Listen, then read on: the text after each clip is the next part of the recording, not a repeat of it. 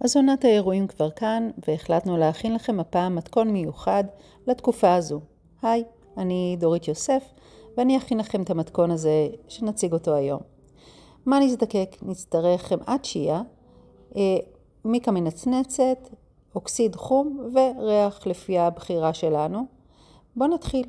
נרכך קודם כל את חמאת השיה במיקרו. אני בחרתי לשים את זה דקה אחת בלבד.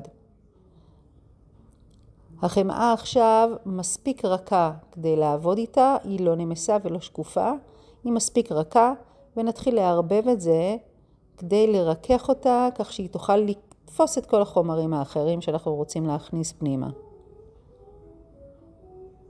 עכשיו שהיא רכה, פשוט מכניסים את החומרים פנימה, המתכון המלא יופיע בסוף הסרטון, ונתחיל לערבב עד שהכל מקבל גוון אחד הומוגני, בלי גושים של חמאה שהיא לא הוטמעה פנימה.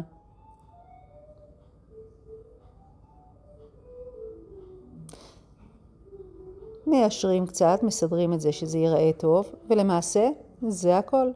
נותנים לזה להתגבש ובודקים. אני מנסה את זה כאן על כף גב היד, ורואים את הנצנוץ וגם את השינוי בגוון. זה הבחירה שלי לגוון.